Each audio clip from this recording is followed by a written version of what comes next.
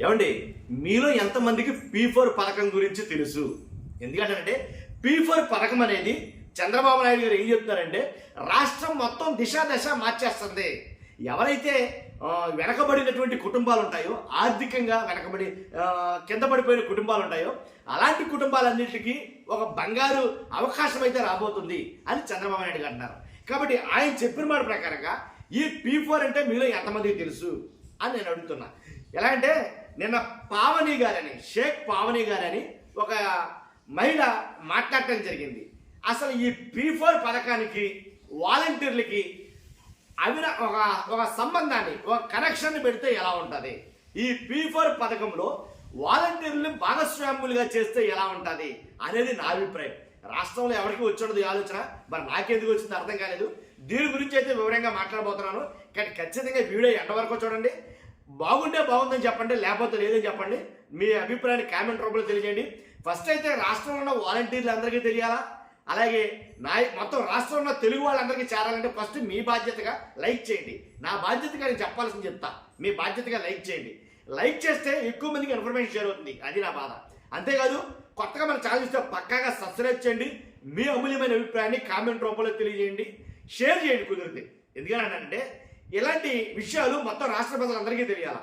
ఈ P4లో వాలంటీర్ని భాగస్వాములుగా చేస్తే ఎలా ఉంటుంది, అసలు P4 కార్యక్రమం ముఖ్య ఉద్దేశం ఏంటి?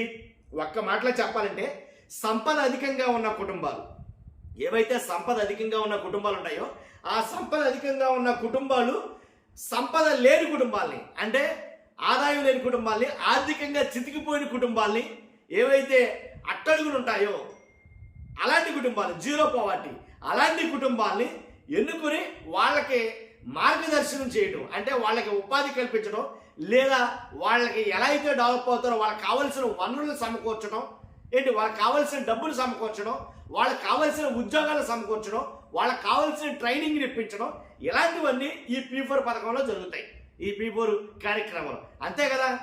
మరి అలాంటప్పుడు వాస్తవంగా సుమారుగా ఎంతమందికి అంటున్నారంటే ఒక 40 లక్షల కుటుంబాలకి, ఈ 5 సంవత్సరాల్లో 40 లక్షల కుటుంబాలకి వృద్ధి చేకూర్చేటట్టు చేస్తాం అని చంద్రబాబు నాయుడు గారు మాట్లాడుతున్నారు. కాబట్టి మార్గదర్శకులుగా ప్రస్తుతానికి సంవత్సరన్నరలో మార్గదర్శకులుగా 1,41,977 మంది వచ్చారంట. ఈనాడు వారు చెప్పిన మాట ఇది. 1,41,977 మంది మార్గదర్శకులుగా వచ్చారు. మార్గదర్శకులు అంటే సంపద ఉన్న వాళ్ళేనో, బాగా సంపాదన ఉన్న వాళ్ళేనో, సంపాదించిన వాళ్ళేనో, కానీ డబ్బున్న వాళ్ళండి. ఒక్క ముక్కలో చెప్పాలంటే డబ్బున్న వాళ్ళు 1,41,977 మంది ఈ సంవత్సరన్నరలో ముందుకు వచ్చారు. మా దగ్గర డబ్బులు ఉన్నాయి, మేము వాళ్ళకి పెట్టుబడి పెడతాం, మా దగ్గర డబ్బులు ఉన్నాయి, వాళ్ళని మేము డెవలప్ చేస్తాం, వాళ్ళు మేము దత్తత తీసుకుంటాం. సింపుల్గా మీకు అర్థమవుతుంది. ఇప్పుడు దత్తత తీసుకుంటాం, వాళ్ళని మేము దత్తత తీసుకుంటాం అని తెలుసుగా ఏమేం చెయ్యాలో. కాబట్టి ఆ రకంగా దత్తత తీసుకుంటాం అని ముందుకు వచ్చిన వాళ్ళే 1,41,000 చిల్లర. కాబట్టి ఈ 1,41,000 చిల్లరకి వీళ్ళకి అనుసంధానం, అంటే కుటుంబాలు ఏదో కొంతమందికి మేకలు కొనిస్తారు, కొంతమందికి ఏదో కొనిస్తారు.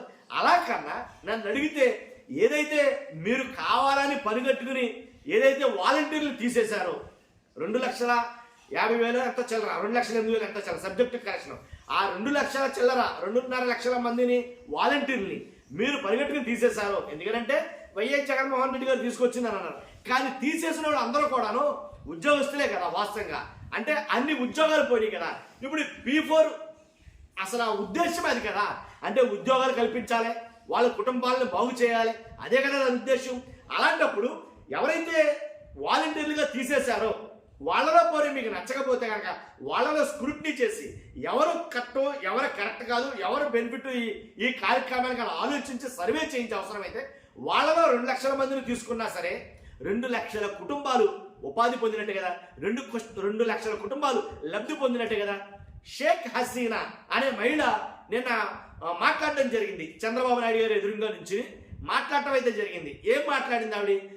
నా బతుకు చాలా దారుణమైన పరిస్థితిలో ఉంది, మా నాన్నగారు చనిపోయిన సంథింగ్ చెప్పింది. తర్వాత మా అమ్మగారే నా కన్నీని, కాకపోతే నాకు పెళ్ళైన తర్వాత నా భర్త తొందరగా చనిపోయాడు, నాకు 3 సంవత్సరాల బాబు ఉన్నాడు, ఇవన్నీ చెప్పుకొచ్చింది ఆ మహిళ. కాబట్టి ఇలాంటి టైంలో ఏంటి నా పరిస్థితి అనుకున్న టైంలో ఈ P4 పథకం ద్వారా వాళ్ళు వచ్చి ఈ P4 పథకం ద్వారా నేను లబ్ధి పొందాను. ఎలా అంటే నాకు ట్రైనింగ్ ఇచ్చారు. ఈ P4 పథకం ద్వారా నాకు ట్రైనింగ్ ఇచ్చి ఆ ట్రైనింగ్లో తర్వాత ఉద్యోగం ఇచ్చారు నాకు. ఇప్పుడు నాకు నెలకు 15,000 రూపాయలు వస్తున్నాయి. కాబట్టి నేను నాకంటూ నా బ్రతుక్కి లేదా నా జీవితానికి ఒక ధీమా అంటూ వచ్చింది అని ఒక షేక్ హసీనా అనే ఒక మహిళ మాట్లాడడం జరిగింది. చాలా చిన్న వయసు ఆమె, చాలా చిన్న వయసు నిజంగా కూడా. కానీ సంతోషం, ఎందుకంటే తన జీవితానికి ఒక మార్గదర్శకం దొరికింది.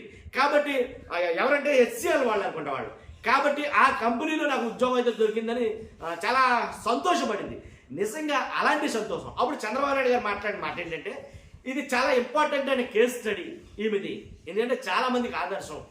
చంద్రబాబు నాయుడు గారికి డైరెక్ట్గా నేను చెప్పాలనుకున్నా, అలాంటి కేస్ స్టడీలే కావాలంటే వాలంటీర్ల దగ్గర ఎవరైతే 2,50,000 వాలంటీర్లు 2,08,000 మంది ఉన్నారంటున్నారో ఆ వాలంటీర్లు ఒక్కో వాలంటీర్ది ఒక్కో కేస్ స్టడీ సార్. నిజంగా సార్, ఒక్కో వాలంటీర్ది ఒక్కో కేస్ స్టడీ.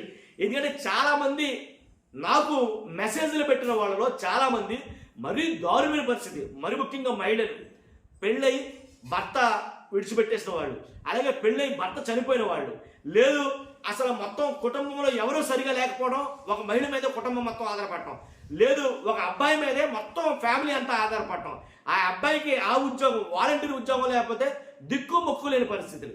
ఇలాంటి కేస్ స్టడీలు నా దగ్గర కోకొల్లలుగా ఉన్నాయి నిజంగా. ఎందుకంటే వాళ్ళు నాకు మెసేజ్ చేశారు, అవే కదా కేస్ స్టడీలు, అవే కదండి. కానీ అలాంటి కేస్ స్టడీలు చాలా ఉన్నాయి. అపోహ జరిగిందో, అపార్థమే జరిగిందో, అన్యాయమే జరిగిందో 2,50,000 మందికి వాలంటీర్లకి అన్యాయం జరిగింది. ఇదైతే వాస్తవమే కదా. అంటే పార్టీల్ని పక్కన పెట్టేసి, రాజకీయాల్ని పక్కన పెట్టేసి ఆలోచిస్తే కనుక ఖచ్చితంగా ఇది ఒక బృహత్కార్యమైనటువంటి కార్యక్రమం ఉంది. తీసేశారు అన్న అపవాది మీకు పోతుంది, మాకు మా బతుకులకి భరోసా కల్పించాడు మళ్ళీ చంద్రబాబు నాయుడు గారు అని ఒక నమ్మకం అయితే కనుక కలుగుతుంది. అది కూడా మీకు ప్లస్సే తప్ప మైనస్ అవ్వదు. కాబట్టి ఎందుకని P4లో వాలంటీర్లు భాగస్వామ్యం చేయకూడదు? కానీ వాలంటీర్లే దత్తత తీసుకునే విధానంగా ఎందుకు ఈ ఫ్యాక్టరీలకు కానీ, అలాగే ఏవైతే ఇప్పుడు షేక్ హసీనాకి ఎలాగైతే ఉద్యోగం ఇచ్చారో, ట్రైనింగ్ ఇచ్చిన 2 నెలలు, అలాగే వాలంటీర్లందరికీ కూడా ఎందుకని ఇవ్వకూడదు?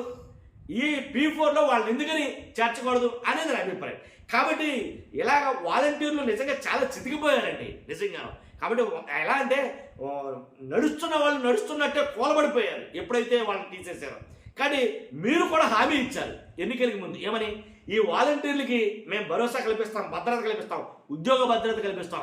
ఏంటంటే 5,000కి 10,000కి 5,000కి 6,000కి చేస్తున్నారేమో, మూటలు మోసే ఉద్యోగాలు కాదు, వీళ్ళని బాగా తీర్చిదిద్దుతాం అని మీరు కళ్ళబొల్లి మాటలైతే చెప్పారు. మీరు వాటిని నిజం చేయకపోతే కళ్ళబొల్లి మాటగా మిగిలిపోతాయి. మీరు వాలంటీర్లు అంటే ఒక్కరినిద్దరు కాదు, 2,00,000 పైచిలుకు మందిని మోసం చేశారు. మేము ఉద్యోగాలు ఇస్తాం అని జీవో ఇవ్వలేదనో, లేకపోతే ఏదో ఇవ్వలేదనో, లేకపోతే వీళ్ళు అసలు ఆ జీవోలో చేర్చలేదనో ఇలాంటి సాకులు చూపించి వాళ్ళ బ్రతుకులు మొత్తం నాశనం చేసేసారు 2,00,000 పైచిల్లర. కాబట్టి మరలా ఒక సువర్ణ అవకాశం వచ్చినట్టే మీ ప్రభుత్వానికి. ఎందుకు చెప్తానంటే, మీ ప్రభుత్వంలో మరలా మీకు ఒక మంచి అవకాశం వచ్చినట్టే. వాళ్ళందరూ యాంటీ కాకుండా వాళ్ళు మరలా మిమ్మల్ని మెచ్చుకునేలా ఉండాలంటే కనుక ఆ వాలంటీర్లందరినీ కూడా ఈ P4 పథకంలో భాగస్వాములను చేస్తే బాగుంటుందేమో అనేది నా వ్యక్తిగత అభిప్రాయం. ఒక్కసారి ఆలోచిస్తే అర్థమవుతుంది. ఎందుకంటే షేక్ హసీనాను చూసి ఏదైతే నేను మాట్లాడారో ఆమెను చూసి నాకు వచ్చిన ఆలోచన ఇది. అలాగా తనకు వచ్చిన ఉద్యోగం అలాగే వీళ్ళకి ఎందుకు ఇవ్వకూడదు? వీళ్ళని ఎందుకు దత్తత తీసుకోకూడదు? ఆ మార్గదర్శకులు ఎవరైతే ఉన్నారో వీళ్ళ ఫ్యామిలీని సెలెక్ట్ చేసి, వాలంటీర్ ఫ్యామిలీని సెలెక్ట్ చేసి, వీళ్ళు 0 poverty, వీళ్ళు కూడా వెనకబడిన కుటుంబాలే, వీళ్ళు కూడా ఆర్థికంగా అంతంత మాత్రం కుటుంబాలే, వీళ్ళు చితికిపోయిన కుటుంబాలే. కాబట్టి వీళ్ళు కూడా సంపద లేని కుటుంబాలే. వాలంటీర్ అన్నవాడు ఎవడో కూడా కోటీశ్వరులు, లక్షలు ఎవడో లేడు దాంట్లో. ఆ 2,50,000 మంది ఉన్నా, 2,08,000 మంది ఉన్నా, ఎంతమంది ఉన్నా వాళ్ళు ఎవడో కూడా డబ్బున్నవాడు ఎవడో లేడు, అందరూ లేబరే.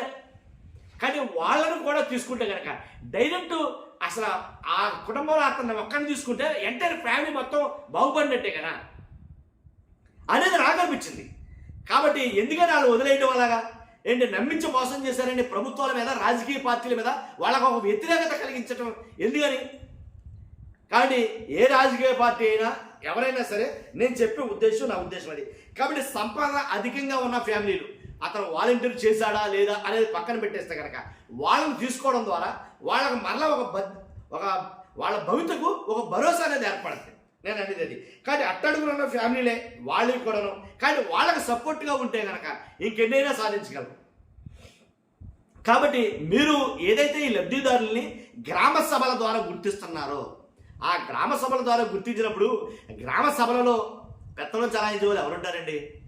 మీ నాయకులే కదా, మీ నాయకులే కదా సెలెక్ట్ చేయాల్సిన పడను. కాబట్టి మీ నాయకులు సెలెక్ట్ చేసిన వాళ్ళు మీకు మంచి అయితే కనుక మరి అప్పుడు సెలెక్ట్ చేసిన వాళ్ళ చెడ్డ.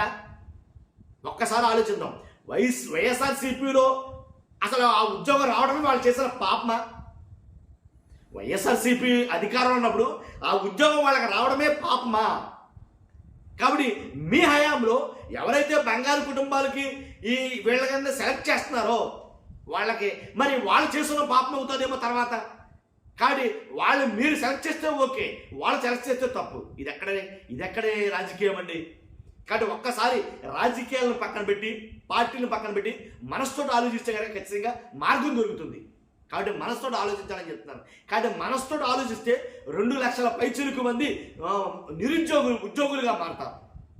ఈ వ్యవస్థని చేత్కరించుకుని ఈ రాజకీయాలంతా దరిద్రం రెండోది లేదు, ఈ రాజకీయ నాయకులంతా దరిద్రం ఇంకా రెండోది లేదు అని వాళ్ళు ఏసడించుకోకముందే ఒక్కసారి ఆలోచిస్తే కనుక వాళ్ళ భవిష్యత్తు బాగుపడుతుందని నా అభిప్రాయం. చూస్తున్న మీరు అందరూ కూడా మీ అభిప్రాయం కలిసి కామెంట్ రూపంలో తెలియజేయండి. ఫస్ట్ అయితే లైక్ చేయండి. అందరికీ చేరాలంటే మీ బాధ్యతగా లైక్ చేయండి, షేర్ చేయండి. కొత్తగా మన ఛానల్స్తో పక్కాగా సబ్స్క్రైబ్ చేయండి. Thank you.